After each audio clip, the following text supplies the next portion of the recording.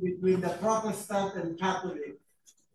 And according to the spirit of prophecy, you must all know this, that what is happening is the Protestant of the United States will be foremost in stretching their hands across the gulf to grasp the hand of spiritualism. So the Protestant churches, all the Baptist, Church of Christ, Presbyterian, Pentecostal, and all the evangelicals, they are stretching their hands now to grasp the hand of the spiritualism.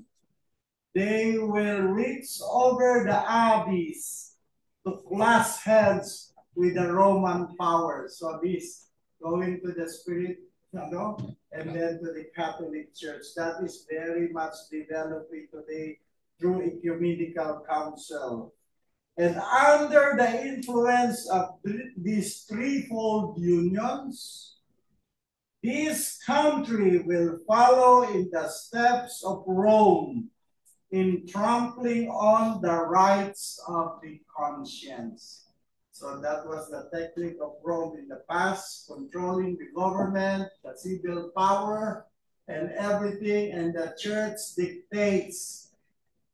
The Catholics stopped the Bible before, and then that happens, and that was born the papacy. So America will be the image of the beast. They will do the same way as in the Dark Ages, and then Protestant will become like Rome, trampling upon the conscience of the people. So this is the thing that you need to know. That's why don't ever think that the Protestant will be converted to us. Individually they can, but they are going to that like abyss, going down. The second thing that we want you want to know, my dear brothers and sisters, is another prophecy that will be going forth in our time is we must know that Catholicism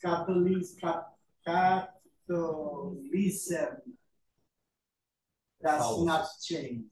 Catholicism. Yeah, Catholicism, they are not changing. They may act like friendly to us, they may permit us to talk. Pope sometimes talk about the Sabbath, that is like the original faith.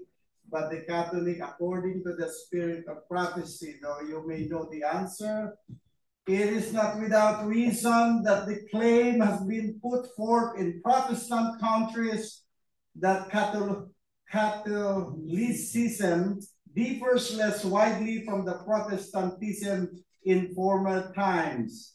There has been a change, but the change is not in the papacy. Catholicism indeed resembles much of the Protestantism that now exists. Why? Because the Protestantism has so greatly degenerated since the days of the Reformers. So we must know that the three powers in the world are trying to be together. And then one day we will see that America, which looks like a lamb, will speak like a dragon. And America now is showing the character of the dragon. He can tax you, he can do everything, stop your citizenship in just one day, and tomorrow is another thing. But it is showing that they have now defeated that they can do anything. They went to Venezuela, and bomb and everything. They can get you wherever you are. And so America is showing physically being a dragon, but spiritually, those who will not worship the Sunday, we will be penalized. We cannot even get driver's license. Everything will be controlled by the United States. And that will start there, and it will go out until in Asia can be influenced until everything will be in control. So Catholics have the same character today. If you give them a chance, they will show the same character as they have destroyed the faithful Protestant in the past.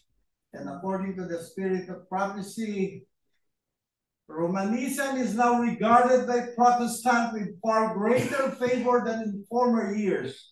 There is an increasing indifference concerning the doctrine that separates the Reformed churches from the papal hierarchy. The opinion is gaining ground that after all, we do not differ so widely upon vital points as has been supposed, and that a little concession on our part will bring us into a better understanding with Rome. The purpose of the Pope, the Jesuit, and the Catholic upper chambers, they want the Protestant come back to Catholicism. Come back home, my child. Come home. Let's unite. And the children of God will never have a unity with those three powers. And the third, this is what we are waiting now, my dear brothers and sisters.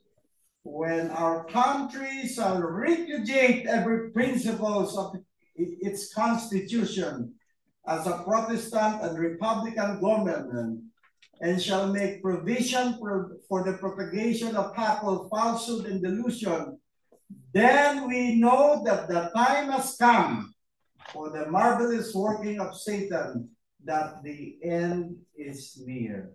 So the Constitution of America will be one-time change through spiritualism, through miracles and everything, and those people in the Senate and in the Congress, they will feel that the Spirit of God is working with them, and they'll change the Constitution, and the church will unite with the state, and then the state can dictate, the church can dictate to the church what to do, to have all the believers who are faithful in the three angels' message. So this is what we are waiting for, that the Constitution will be changed in order for them to legalize persecution also, to control every conscience.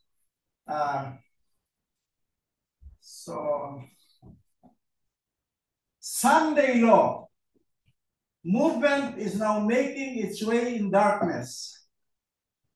The leaders are canceling the true issue, and many who unite in the movement do not themselves see whether the undercurrent is standing. So the Ecumenical Council of Churches, World Council of Churches are trying to their best to bridge the gulf that separates them. And when that is happening, then it is time for us, my dear brothers and sisters, to see that the end is near. It is time for us not to center and focus to material things, cares of this world, but we must first fix your house, as like God told the prophet told the king. Fix your house, fix your personal relationship with God. Because if we, even though we can escape in the mountains during the persecution, if there was no conversion that happens in our hearts, we will fall by the way. Yeah? So those who are not sanctified by the three angels' message, they will one day drop out of the church. And the last testimony that I would like you to understand is evangelism should be finding their way into all the places where the minds of men are agitated over the question of Sunday legislation and the teaching of religion in the public schools. So this Sunday is the main issue that will be, we should focus, because Sunday will be given to the world, but it is our privilege wherever we are carry leaflets about the 100 facts about the Sabbath. Don't worry about what will happen to the leaflets. The angels of the Lord will protect every leaflet that is being given. It can be thrown in the air and it reaches another house. So may God bless us. But first we need to commit our soul to Jesus. We need to also observe the Sabbath from the edges, guard the edges of the Sabbath from Friday to sunset of Saturday.